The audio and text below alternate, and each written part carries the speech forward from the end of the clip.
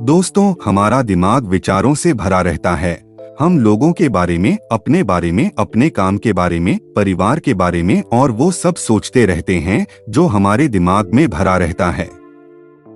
वह कभी भी साफ नहीं होता है और इसीलिए हमें वह सब बार बार याद आता है और हम दुखी और चिंतित रहते हैं। तो चलिए एक बुद्ध कहानी के माध्यम से जानेंगे अपने मन को साफ कैसे करें। आप अपने मन की धुलाई खुद कर सकते हैं।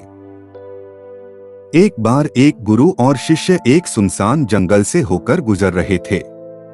तभी शिष्य अपने गुरु से एक सवाल करता है, गुरु जी, ऐसा क्या होता है कुछ लोगों के पास कुछ भी नहीं होता लेकिन फिर भी वो सुखी रहते हैं, आनंद में रहते हैं, और कुछ लोगों के पास सब कुछ होते हुए भी उदासी उनके चेहरे से साफ दिखाई देती है। गुरु ने एक मुरझाए हुए फूल की तरफ इशारा करते हुए अपने शिष्य से कहा कि ये सोचने की और समझने की बात होती है।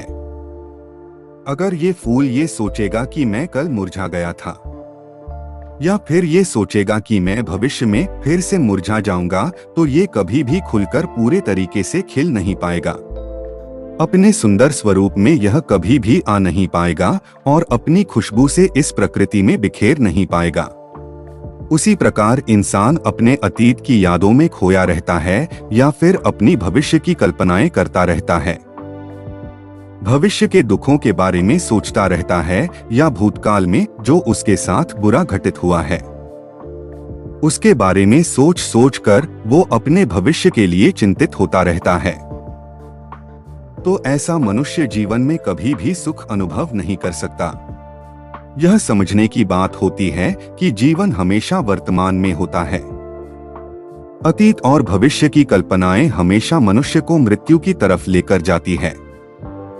इसलिए यह जरूरी हो जाता है कि जिस प्रकार हम अपने शरीर की देखभाल करते हैं उसे बीमारियों से दूर रखने के लिए उसकी अंदर से गंदगी भी साफ करते रहते हैं, उसी प्रकार समय समय पर हमें अपने मन और मस्तिष्क की भी गंदगी साफ करते रहना चाहिए, उसकी धुलाई करते रहना चाहिए। इससे आपकी बुद्धि की क्षमता तो तेज होगी और साथ ही साथ आप हमेशा आनंद में रहने का रहस्य जान पाओगे।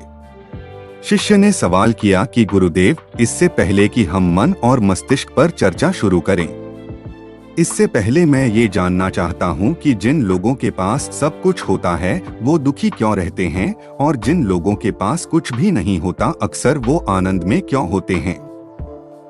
ये रहस्य क्या है? इसके पीछे क्या कारण हो सकता है? गुरु ने उत्तर दिया कि कुछ लोग जीवन में सब कुछ हासिल कर लेते हैं और सब कुछ हासिल कर लेने के बाद उन्हें सब चीजों की व्यर्थता पता चल जाती है। ऐसे लोगों को अक्सर ये एहसास जकड़ लेता है कि मैंने जीवन में जो कुछ भी पाया, जो कुछ भी किया, उससे भले ही मैंने सुख सुविधाएं हासिल कर ली हो, लेकिन मन की शांति अभी भी बहुत दूर है, अधूरी है, उस तक मैं पहुंच नहीं पाया। सब कुछ पाकर भी मैं अपने मन को जान नहीं पाया। और जब इंसान को ऐसा लगता है तो उसे महसूस होता है कि जो भी उसने कमाया वो कौड़ियों के भाव का था। उसने अपना जीवन बेकार की चीजों में यूं ही व्यर्थ कर दिया। और वहीं पर जिस इंसान के पास जीवन में कुछ भी नहीं होता है उसके पास एक उम्मीद होती है, उस सब कुछ पाने की लालसा रखता है और वही लालसा, वही इच्छा उसको जीवन में खुश रखती है, आगे बढ़ाती है, ऊर्जा से भरा हुआ रखती है। गुरु ने अपने हाथ से एक सूखे पेड़ की तरफ इशारा करते हुए कहा कि शिष्य, कभी तो यह पेड़ भी हरा भरा रहा होगा, फलों से लदा हुआ रहा होगा। अनेक प्रकार के पक्षी और जानवर इस पर कीड़ाएं करते होंगे, इसके फलों को खाते होंगे। उस समय इस पेड़ को भी यह पता नहीं होगा कि एक दिन तुम सूख जाओगे और तुम्हारी हालत इतनी बदतर हो जाएगी कि तुम किसी को छांव तक नहीं दे पाओगे, तुम्हारे ऊपर पत्ते तक नहीं रह जाएंगे, फल तो दूर की बात रही। उसी प्रकार मनुष्य अपने जीवन की दौड़ में यह भूल जाता है कि जिस दौड़ में वह सबसे आगे निकलने की कोशिश कर रहा है उसका अंतिम चरण तो मृत्यु ही है। काश वो कभी इस दौड़ से अलग हटकर ये देख पाए कि इसका अंतिम चरण तुम्हें कहीं नहीं पहुंचाएगा, कि जिस दौड़ को वो सबसे आगे निकलकर जीतने के ख्वाब देख रहा है उसका अंतिम चरण मृत्यु ही है।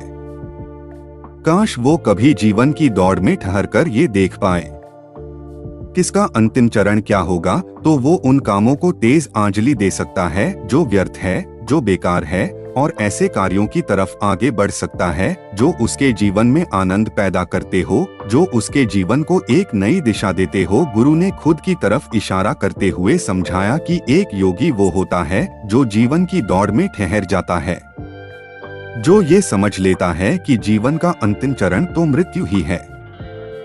इसलिए वो जीवन में सुख सुविधाएं हासिल करने की बजाय खुद के मन और मस्तिष्क को एक नए आनंद की तरफ ले जाने का प्रयास करना शुरू कर देता है। शिष्य ने सवाल किया कि गुरुदेव, क्या एक ग्रस्त जीवन में जीने वाला मनुष्य उस आनंद की प्राप्ति नहीं कर सकता, और अगर कर सकता है तो उसे किस प्रकार शुरुआत करनी चाहिए? बिल्कुल कर सकता है, गुरुदेव ने उत्तेजित होकर उत्तर दिया। अगर सभी मनुष्य उस आनंद की प्राप्ति के लिए योगी बनने का निश्चय कर लें तो इससे तो प्रकृति का चलन ही रुक जाएगा, उसकी जो व्यवस्था है वो बिगड़ने लगेगी। एक सच्चा योगी अपने जीवन में खोज करता है, और खोज करने के बाद वो ग्रस्त जीवन में किस प्रकार आनंद को प्राप्त किया जा सकता है वो तरीके सभी को बताता है, ताकि मनुष्य अपने ग्रस्त जीवन का पालन करते हुए उस आनंद की प्राप्ति भी कर सके। गुरु ने खुद को संबोधित करते हुए उत्तर दिया कि मैंने अपने जीवन में जो खोज की है उसके अनुसार मनुष्य को समय समय पर अपने मन और मस्तिष्क की सफाई करते रहना चाहिए। मनुष्य अपने शरीर पर तो ध्यान देता है, लेकिन अपने मन और मस्तिष्क को वो भूल जाता है, उस पर कभी ध्यान नहीं देता, और उसी वजह से मन और मस्तिष्क बूढ़े होते चले जाते हैं। उनमें जवानी नहीं रह जाती, और जब उनमें जवानी नहीं रह जाती तो उनमें नयापन और ताजगी नहीं रह जाती, जिसकी वजह से एक इंसान उदासी से भर जाता है। मन और मस्तिष्क की गंदगी क्या होती है? पहले मैं तुम्हें ये बताता हूँ। हर मनुष्य के जीवन में कुछ ऐसी घटनाएं घटती हैं जिनका उसके मनोमस्तिष्क पर बहुत गहरा असर पड़ता है। वो जीवन पर्यंत उन घटनाओं को भुला नहीं पाता है, और वही घटनाएं उसके मन में पूरी तरह से पक्की बैठ जाती है, जो उसके मन में गांठ पैदा कर देती है, और भविष्य में जब भी वो कोई काम करेगा तो ये घटनाएं उसको प्रभावित करेंगी, उसके विचारों को, उसके निर्णय को पूरी तरह से बदल कर रख देंगी। ऐसे मनुष्य की दृष्टि भी भ्रमित हो जाती है, वो सत्य स्वरूप को नहीं देख पाता, वो चीजों को उन घटनाओं से जोड़कर भ्रमित तरीके से देखता है। उदाहरण के लिए, अगर किसी बुरी आंखों वाले आदमी ने आपको धोखा दे दिया, तो अब जीवन पर्यंत बुरी आंखों वाले आदमी को हमेशा धोखेबाज समझते रहेंगे, उस पर कभी पूर्ण रूप से विश्वास नहीं कर पाएंगे। लेकिन समझने की बात यह होती है कि जिस इंसान ने आपको धोखा दिया, वो धोखा आपको बुरी आंखों से नहीं मिला, वो उस इंसान के स्वभाव से मिला, लेकिन उस इंसान के स्वभाव से हमारे दिमाग में उसका एक चित्र छप गया, उसकी एक छवि बन गई, और वो छवि दूसरे आदमी से जब हम संपर्क करते हैं तो बीच में एक दीवार की तरह खड़ी हो जाती है, और इसी वजह से दो लोगों के बीच प्रगाढ़ संबंध स्थापित नहीं हो पाते। जो मनुष्य के लिए सबसे जरूरी यही होता है कि वो अपने आप को अतीत की घटनाओं से फ्री रखें। उन घटनाओं से प्रभावित होकर वो दिमाग में किसी तरह की छवि ना बनाएं। कुछ लोग इस बात पर ये सवाल खड़ा कर सकते हैं कि फिर जीवन के अनुभव किस काम आएंगे, लेकिन समझने की बात ये होती है कि हम जीवन के अनुभवों से भी भ्रमित तरीके से ज्ञान लेते हैं, सही तरीके से उनसे सीख ले ही नहीं पाते। ठीक उसी प्रकार जिस तरह उस बुरी आंखों वाले की आंखें जिम्मेदार नहीं थी, धोखा देने के लिए उसका स्वभाव जिम्मेदार था, लेकिन मनुष्य अपने अनुभव में उन बुरी आंखों को याद रखेगा, उस स्वभाव को भूल जाएगा। शिष्य अपने गुरु की बातों में इतना खो गया कि उसे चलते चलते जंगल के रास्ते में पड़े हुए कांटे दिखाई नहीं दिए, और अचानक उसके पैर में एक कांटा चुभ गया। गुरु ने उसका कांटा बाहर निकालते हुए उससे पूछा, ये कांटा तुम्हारे पैर में क्यों लगा? इसके पीछे तुम किसे जिम्मेदार मानते हो? गुरु ने कहा कि तुम मुझे भी जिम्मेवार मान सकते हो, क्योंकि मैं तुम्हें एक बातें सुना रहा था। क्या तुम खुद को भी जिम्मेवार मान सकते हो कि तुम मेरी बातों में इतना खो गए कि तुम्हारा रास्ते पर ध्यान ही नहीं रहा? क्या तुम इन पेड़ों को जिम्मेदार मान सकते हो जिन्होंने ये कांटे इस रास्ते पर बिछा दिए? शिष्य ने उत्तर दिया कि गुरुदेव, इसमें मैं खुद को ही जिम्मेवार मानता हूँ, क्योंकि आप तो अपना काम कर रहे थे और इस पेड़ ने भी अपना काम किया, पर मैं अपना काम पूरे होशपूर्वक नहीं कर पाया। अगर मैं चलने पर ध्यान लगाए रहता, अगर मैं आपकी बातों में पूरी तरह से खो नहीं जाता, तो मुझे ये कांटा कभी नहीं लगता। इसमें पूरी तरह से मेरी ही गलती थी।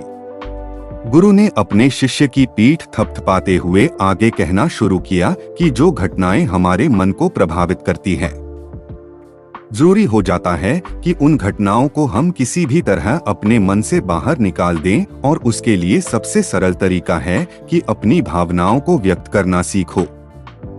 उसे अपने दिल में, अपने मस्तिष्क में बिठाकर मत रखो। जब तुम किसी दूसरे मनुष्य के सामने अपनी भावनाओं को व्यक्त कर देते हो, तो तुम्हारे मन का बोझ हल्का हो जाता है। कुछ लोगों का स्वभाव ऐसा होता है कि वो अपने मन की बात किसी को नहीं बताते। ऐसे लोग अक्सर अपने अंदर ही अंदर दुखी होते रहते हैं, लेकिन वो अपने मन की बात किसी दूसरे आदमी के सामने नहीं बताते। इसके उलट कुछ लोग ऐसे भी होते हैं जो अपने मन में किसी भी बात को रख नहीं पाते। उनके साथ कुछ भी अच्छा या बुरा होता है, वो अपने मन की बात, अपनी भावनाओं को दूसरों के सामने व्यक्त कर देते हैं। और तुमने खुद महसूस किया होगा कि जो लोग अपने मन की भावनाओं को व्यक्त कर देते हैं, वो जीवन में ज्यादा आनंदित रहते हैं। कभी भी प्राकृतिक रूप से आए हुए वेग को रोकना नहीं चाहिए। जिस वेग को हम रोकने की कोशिश करते हैं, वो वेग हमें अंदर से ही खाने लग जाता है। अगर तुम्हारा मन किसी बुरी घटना पर रोता हो, तो चीख चीख कर रो। अपने आप को रोको मत, उस वेग को पूरी तरह से बाहर आने दो। अगर किसी दूसरी घटना पर तुम्हारा मन खुश होने का, आनंदित होने का हो रहा है, तो पूरी तरह से नाचो गाओ, जिससे कि तुम उस वेग को बाहर निकाल सको। और जब वो वेग अपनी पूरी गति के साथ बाहर आ जाता है, तो पीछे छोड़ आता है एक खालीपन, एक अकेलापन, एक शांति, एक मौन, एक अनुभूति। गुरु ने शिष्य को समझाते हुए बताया कि जिस प्रकार तेज रफ्तार से चलता हुआ पानी अपने वेग से आने वाली सभी बाधाओं को तोड़ देता है, उसी प्रकार हमारे अंदर भावनाओं का उठने वाला अगर बाहर नहीं निकाला गया, अगर हमने बांध बनाने की कोशिश की, तो वो उस बांध को तोड़ देगा। और उस बांध को तोड़ने के बाद उसका कचरा हमारे मन के अंदर ही ठहर जाएगा, जो हमारे मन को दूषित कर देगा, उसको गंदगी से भर देगा। अक्सर मनुष्य अपने मन में किसी घटना को दबाकर इसलिए रखता है कि वो सोचता है कि अगर सामने वाले को इस घटना के बारे में पता चला, तो वो पता नहीं मेरे बारे में क्या सोचेगा। इसी विचार की वजह से वो अंदर ही अंदर खुद दुखी होता रहता है, लेकिन सामने वाले को वो कुछ भी नहीं बताता। लेकिन एक बार अगर वो हिम्मत कर सकता है, शुरुआत कर सकता है, जो उसका पूरा जीवन परिवर्तित हो सकता है।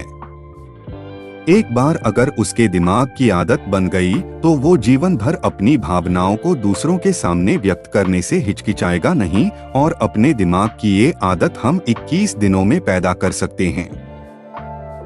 21 दिनों तक अगर सही तरीके से हम अभ्यास करें, तो हमारा दिमाग पूरी तरह से भावनाओं से मुक्त हो जाएगा। यह 21 दिनों का अभ्यास इस प्रकार है। किस दिनों तक? सबसे पहली बात जो याद रखनी है कि अपने मन में किसी भी बात को दबाकर नहीं रखना है। अगर हम किसी मनुष्य के बारे में अच्छा सोचते हैं, तो हम उसे व्यक्त करें। अगर बुरा भी सोचते हैं, तो उसे भी व्यक्त करें। परिणाम भूल जाएं कि परिणाम क्या होंगे। सिर्फ अपने दिमाग की ढुलाई करने पर विश्वास रखें। इससे आपके अंदर एक अद्भुत साहस पैदा होगा। जब आप किसी मनुष्य के बारे में वह सब बता पाएंगे जो आप उसके बारे में सोचते हैं, तो आप खुद सोचिए कि आपका खुद के ऊपर विश्वास कितना ज्यादा बढ़ जाएगा। आपके मन के सारे डर खत्म हो जाएंगे। हो सकता है कि इसमें आपको चुनौतियों का सामना करना पड़े, लेकिन जहां पर चुनौती नहीं होती वो कुछ अभ्यास भी नहीं होता। अभ्यास हमेशा चुनौतियों से भरा होना चाहिए। इससे आप सत्य वचन बोलने का अभ्यास भी कर पाएंगे। अक्सर हम दूसरों को प्रभावित करने के लिए वो सब बोलते हैं जो उन्हें अच्छा लगता है, लेकिन वो नहीं बोलते जो हम उनके बारे में सचमुच में सोचते हैं, और यही हमारी सबसे बड़ी भूल हो जाती है।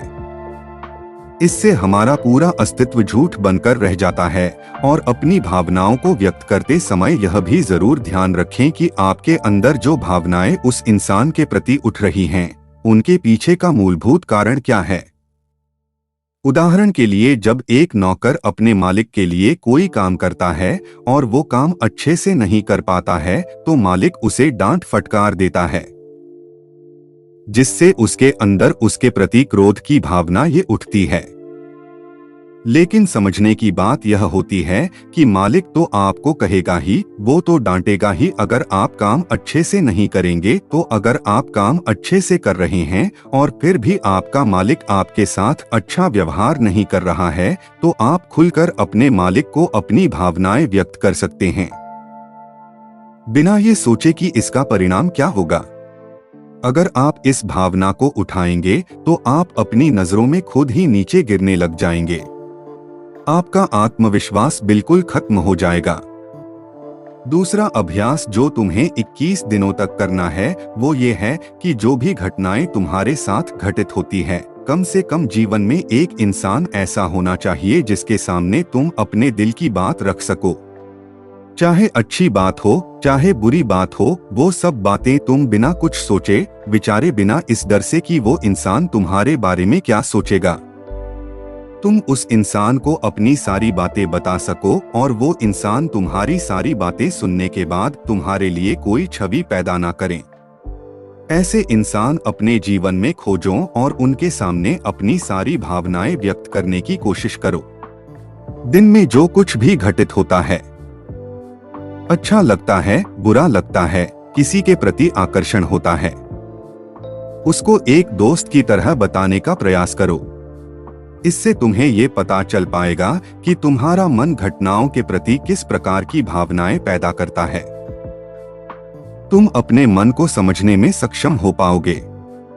जब तुम किसी दूसरे आदमी को ये सारी बातें बताते हो तो तुम खुद भी अपनी प्रतिक्रिया रोके उस घटना के प्रति तुम्हारा क्या रवैया रहा है, उसके प्रति खुद का आकलन भी कर पाते हो। ये चर्चा खत्म होते होते गुरु और शिष्य उस जंगल को पार करके अपने आश्रम में पहुंच चुके थे। दोस्तों, उम्मीद करता हूँ आपको यह वीडियो से बहुत कुछ सीखने को मिला होगा। दोस्तों, यह वीडियो आपको कैसी लगी हमें कमेंट करके जरूर बताइएगा, और उसके बाद इस वीडियो को अपने परिवार और मित्रगण तक जरूर शेयर करें। धन्यवाद। नमो बुद्धाय।